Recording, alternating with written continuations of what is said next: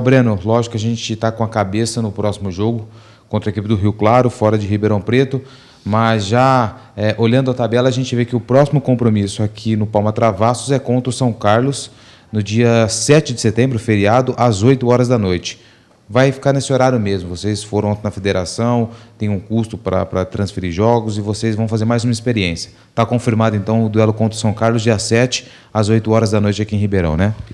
Porque nós havíamos pensado na possibilidade, por exemplo, jogar o jogo para o período da tarde, mas aí é uma questão até da gente talvez ter a oportunidade de fazer uma nova avaliação do comportamento do torcedor nesse horário à noite. Faz tempo que nós não fazemos jogos noturnos em Palma Travassos, e como o horário determinado é esse, então, em vez de mudar a tabela, de mexer na tabela, nós resolvemos aquecer que seja esse horário mesmo e esperamos que o torcedor compareça. Agora, é claro, o nosso objetivo é estar focado justamente no jogo contra o Rio Claro, mas já se tivéssemos que fazer alguma alteração, teríamos que já ter feito, porque a federação exige uma certa antecedência na modificação dos horários. Então, isso para não evitar qualquer tipo de conturbação, não só despesas, mas também desgastes outros, nós devemos por bem manter a determinação da tabela. Ontem você esteve em São Paulo, na Federação Paulista, né? Você chegou a debater isso não só com o presidente, mas com outras pessoas que estavam lá, que participam da competição, em relação a esse custo que tem para trocar, porque a gente sabe que é uma Copa Paulista que ainda, acho que o torcedor ainda não tem ideia da dimensão que é essa Copa Paulista, até porque ela dá uma vaga no Campeonato Brasileiro Nacional, que é a Série D, e isso é muito difícil de ser conquistado. Você conversou com outros presidentes, outros dirigentes da federação, que o torcedor ainda não entendeu muito e por isso alguns horários acabam não sendo tão bem aceitos pela torcida?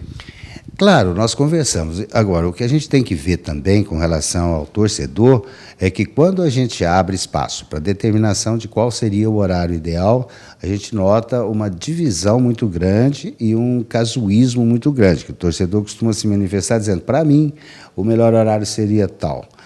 Cada um vê exclusivamente o seu lado. Então, existem adesões, existem adeptos para todos os horários disponíveis.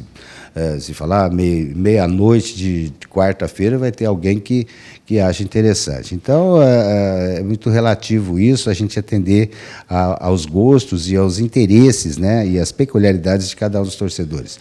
Com relação à federação, a gente não tem... A federação faz a tabela, determina horários projetados como possíveis e cabe a nós adequarmos a nossa situação à tabela. E o campeonato essa Copa Paulista é efetivamente um campeonato importante, é um campeonato que tem o mesmo peso, ou mais até, do que o Campeonato Paulista, em alguns aspectos é um campeonato tão pesado quanto esse. Muitos clubes com os presidentes dos quais nós conversamos, eles até estão surpreendidos pela qualidade técnica, pela pegada, pela importância que está sendo dada por alguns clubes nessa competição. O Comercial, inclusive, tem sido muito bem visto pelos demais dirigentes de outros clubes, pela campanha que vem fazendo e pela pela seriedade com que tem encarado a Copa Paulista. Mas eu entendo que qualquer competição que você entre, você tem que encarar com a mesma seriedade, com a mesma importância, como se fosse um campeonato paulista, um campeonato nacional